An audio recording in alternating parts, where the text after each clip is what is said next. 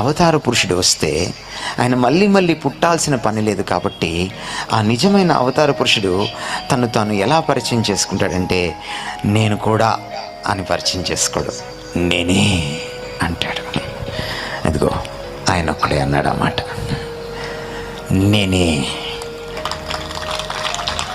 ఎందుకంటే అలాంటి లక్షణాలు ఇంకెవరికి ఉండవు. అనంతం ఒక్కటే ఉంటుంది. భగవంతుడు అనంతుడైతే, అనంతం ఒక్కటే అయితే భగవంతుడు కూడా ఒక్కడే.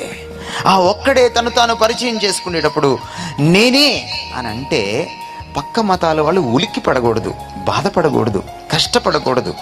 ఎందుకంటే మీకు అర్థమయ్యేటట్టు చెప్తా. కొన్ని నేనే అనకపోతే అపచారం.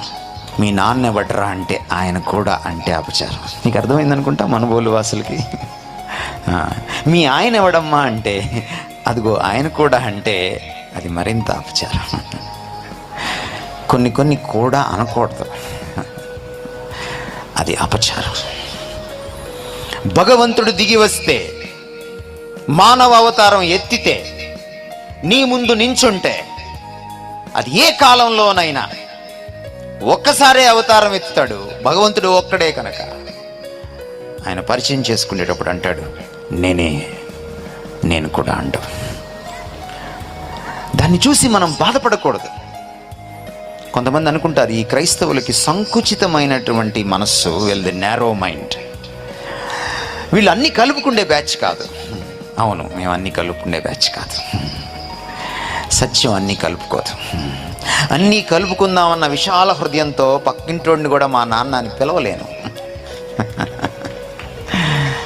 కొన్ని విషయాల్లో విశాల హృదయం పనికిరాదు.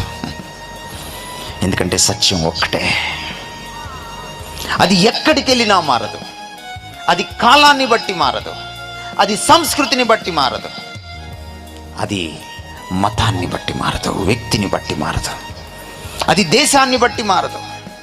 2 రెళ్ళ 4 అన్నది ఒక సత్యం గణిత శాస్త్రంలో. అమెరికా వెళ్ళినా అది సత్యమే, రష్యా వెళ్ళినా అది సత్యమే. పాకిస్తాన్ అంటే మనకు పడదు, అక్కడ కూడా అదే సత్యం. వాళ్ళకి 2 రెళ్ళు 4, మనకి 2 రెళ్ళు 4. వేదాల కాలంలోకి వెళ్ళిన 2 రెళ్ళు 4, 21వ శతాబ్దంలోకి వచ్చిన 2 రెళ్ళు 4. యేసుక్రీస్తు కాలంలో 2 రెళ్ళు 4, క్రీస్తు పూర్వం కూడా 2 రెళ్ళు 4. సత్యం మారదు. అందుకనే ఈయన వచ్చినప్పుడు ఆయన ఏమని పరిచయం చేసుకున్నాడంటే, నేను కూడా సత్యం అనలా, నేనే సత్యం.